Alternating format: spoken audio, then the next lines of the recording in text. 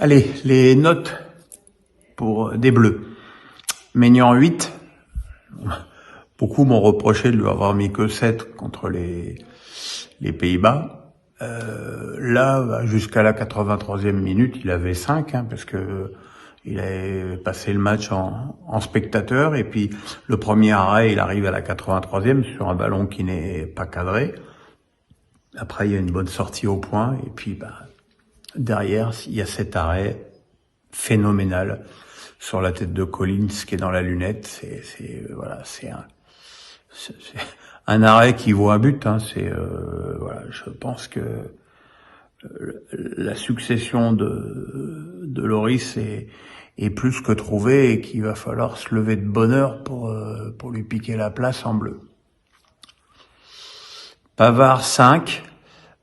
Certes, il a marqué le but de la victoire d'une très jolie frappe et d'une bonne anticipation, mais le reste du match a été très moyen parce que lui n'avait pas d'attaquant dans sa zone et il avait beaucoup de liberté et il en a pas vraiment profité, sauf sur le but évidemment, mais beaucoup de centres dans le vide.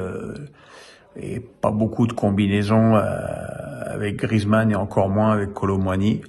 Mais bon, le but est là et il compte. Et quand on se souvient de la Coupe du Monde effroyable qu'il a vécue, je trouve que c'est quand même un retour plutôt pas mal. Et je vais changer ma note et lui mettre 6.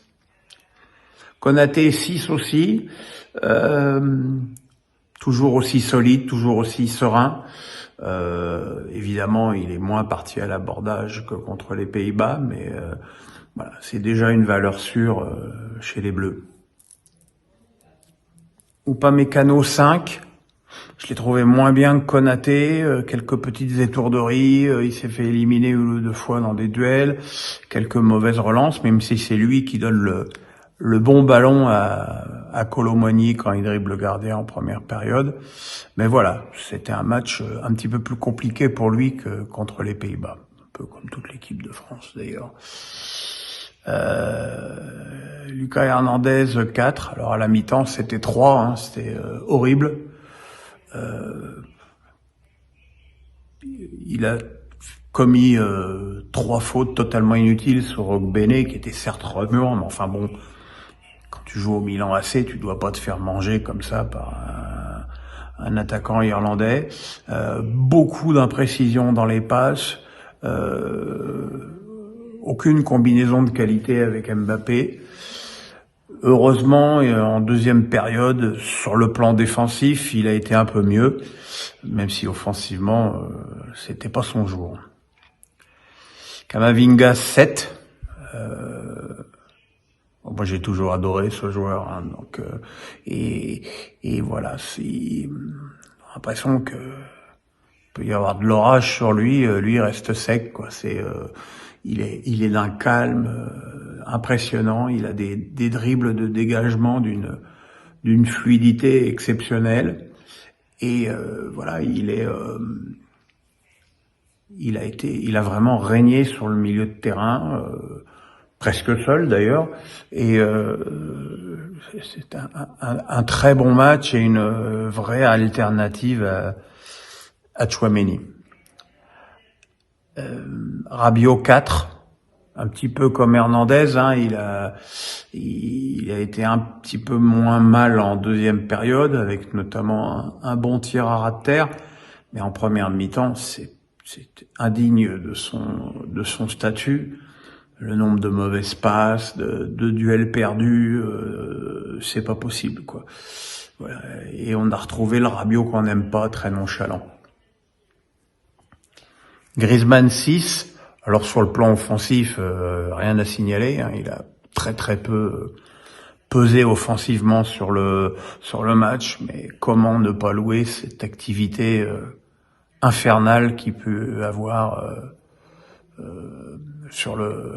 au milieu de terrain, les dribbles, les replis défensifs, les dégagements, les tentatives de relance. Il est quand même incroyablement précieux. Kolo Muani 5. 5 parce que il a pas réussi grand-chose, c'est vrai. D'abord, je suis pas certain que le mettre à droite soit un grand cadeau, et qu'il a été... Là où je lui ferais les plus gros reproches, c'est que il a eu pas mal de ballons à récupérer aux alentours des 16 mètres de l'équipe de France, où il aurait pu peut-être relancer plus vite vers l'avant. Il a manqué de spontanéité. C'est un jeune joueur qui doit encore progresser. Il a encore un peu la tête dans le guidon. Mais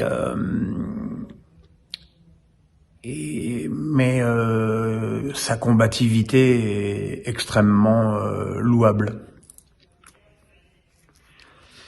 Giroud 3, c'est compliqué.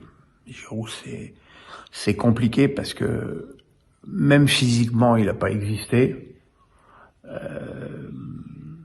À sa décharge, il n'a pas eu un ballon potable du match. Mais c'est le cas pour tous les attaquants bleus. Voilà, il a eu énormément de mal à exister. Il a récolté 2-3 coups francs intéressants, mais bon, c'est trop peu pour un joueur de sa stature et trop peu pour un match international. Mbappé 4.